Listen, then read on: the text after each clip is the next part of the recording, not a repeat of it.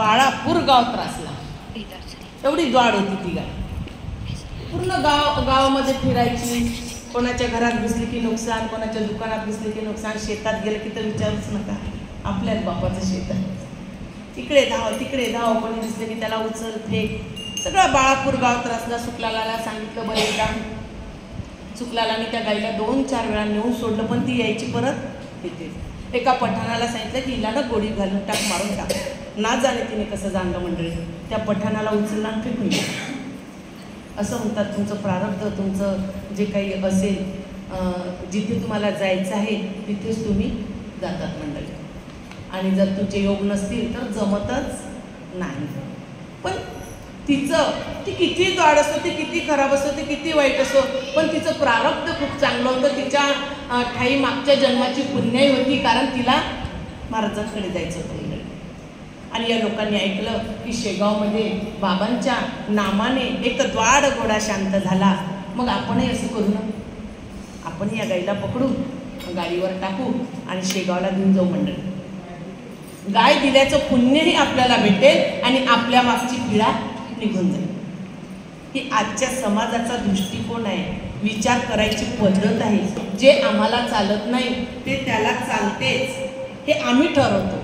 की जे आम्हाला चालत नाही ते त्याला चालते. कारण तुम्ही लोक मंदिराच्या आजूबाजूला राहतात, तुम्हाला माहिती आहे मंदिराची पेटी उघडली, न चालणारे अर्ध्या नोटा पैसे याच्यात सापडत असतील. फाटक्या नोटा, फाटके पैसे, फाटलेल्या नोटा, न चालणारे पैसे. नोटबंदीच्या काळात तर भरल्याच होत्या देवाच्या पेट्या. पण आताही जर नोट चालत नसेल तर आम्ही ती नोटन पैसेच काय विचार करता तुम्ही. आम्ही कोणत्याही तरी तो माहीत बंद करा. आपण कोणत्याही देवस्थानाला गेलो तो देव आणतो, फोटो आणतो, हे आणतो, ते आणतो आणि मग त्याच्यापासून मन भरलं की याच्या डोक्यावर आणून ठेवतो मंदिरात पुजाऱ्याच्या चोर. बघा ना मंडळी, जर देव तुम्हाला आम्हाला चालत नाही तर माणसं चालतील. घरातली माणसं चालतील आजी? नाही चालत. असं एका घराची कथा नाही आहे, संपूर्ण घराची आहे. बऱ्याच ठिकाणी कुठे सेवा पण आहे, कुठे आहे, तो विषय आपला नाही. पण जर आम्हाला ते घरातले देव हे ते चालत नाही, मग या लोकांनी असाच विचार केला, आपल्याला या गाईचा काहीच उपयोग नाही, ते शेगावला महाराजांना देऊन टाकू. मग तिला काही हरळकुंडा असं टाकून टाकून फसवलं, तिला गाडीत चढवलं. गाडी शेगावच्या रस्त्याने निघाली, तिला साखळ्यांनी बांधलं मंडळी. जसं जसं शेगाव जवळ येत होतं तसं तसं या गाईच्या वृत्तीत फरक पडत होता मंडळी. जसं शेगाव आलं, महाराजांनी बघितलं, गाडी जवळ आले आणि सांगितलं म्हणे, अरे ही गाय आपल्या सर्वांची माय आणि तुम्ही हिला साखळ्यात बांधून आणलं. महाराज गाडीवर चढले, तिच्या सर्व 4 पायातल्या साखळ्या सोडल्या.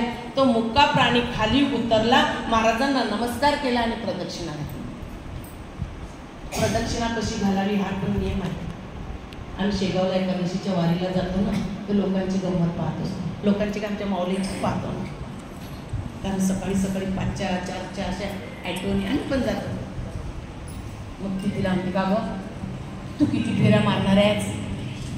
2च मारू बाई, गाडीवाला वाट पाहतो तिकडे. ए बाई, तू 84च्या फेऱ्यातून फिरून फिरून आली तरी फेऱ्याच मारतो काय?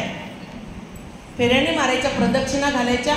1 घालायची नाही, 3 घाला, 5 घाला, 7 घाला, पण 1 नाही घालायची किंवा 2 नाही घालायची, अपूर्ण नाही सोडायचं. 3 प्रदक्षिणा. गायीने 3 प्रदक्षिणा महाराजांना घातल्या मंडळी. आम्ही शेगावला जातो तर संसाराचं गाठोडं आमच्या सोबत असतेच. आता घरी जाऊन डब्बा करावा लागेल, पोरांची शाळा आहे, साहेबाचं ऑफिस आहे, नळही आले असतील, भांडे घासावं लागतील. हे सगळं गाठोडं घेऊन आम्ही महाराजांकडे जात असतो.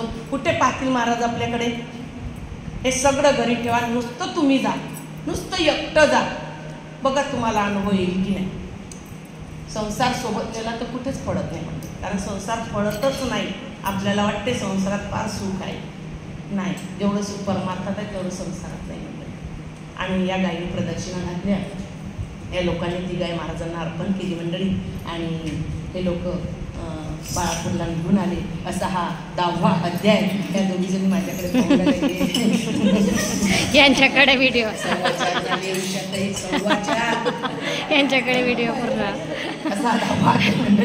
आणि मी तो बोलायला लागली की आणि महाराजांवर बोलायला आता व्हिडिओ कंटिन्यू बोलू शकतो या दोघी समोर असते की मग यांच्यावर फोकस वार्ता ऐकून अवलियाची वार्ता ऐकून अवलियाची देऊन गाई हो देऊन गाई नमोया आदरविया नमोया